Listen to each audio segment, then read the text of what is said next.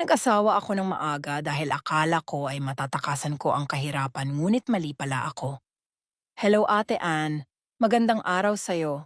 At ganun na rin sa mga masugid mong tagapakinig, tawagin niyo na lamang akong Rosalie, hindi ko tunay na pangalan, nakatira dito sa probinsya ng Zamboanga.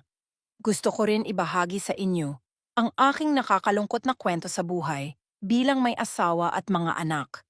Nag-asawa ako ng maaga dahil buong akala ko ay matatakasan ko ang kahirapan ngunit mali pala ako dahil hindi ako pinalad sa aking napangasawa. Isa palang batugang tamad ang aking naasawa, yung tipong kontento siya sa buhay. Kahit ang hirap na, noong isa pa lang ang aming anak, ay hindi ko pa naramdaman ang hirap.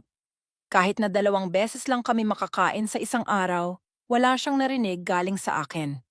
Habang tumatagal ay lalo siyang naging tamad dahil na rin siguro palagi siyang pinagbigyan ng kanyang ina kung mauubusan kami ng bigas pero hindi naman sa lahat ng panahon ay aasa kami sa nanay.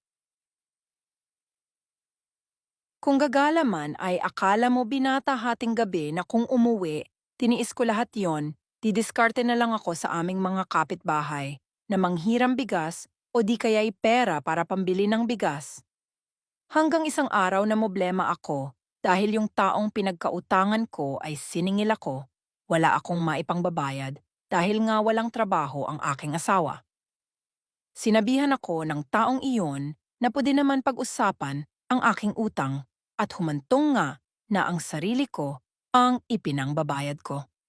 Nakakahiyaman sabihin Ate Ann, pero nagawa ko yon dahil desperada na ako dahil na nakakahiyang may utang.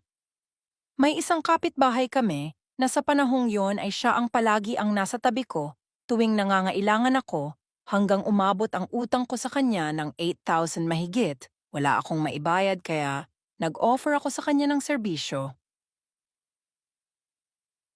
Nagustuhan naman niya kaya wala na akong utang sa kanya. Hindi lang isa, dalawa kundi 5 atean ang lalaking pinagkautangan ko na ang kapalit ay hanggang ngayon hindi alam ng asawa ko dahil wala naman pakialam sa akin yon, palaging hating gabi na kung umuwi. Dapat bang mag-guilty ako sa pinanggagawa ko? Nagkaroon nga ako ng anak na hindi ako sure kung sino ang ama, may karma ba ako sa mga ginagawa ko? Lahat kaya kong gawin para sa anak ko. Kung iisipin nyo pwede naman akong magtrabaho, hindi ko magawa dahil walang magbabantay sa mga anak ko. Hanggang dito na lang salamat.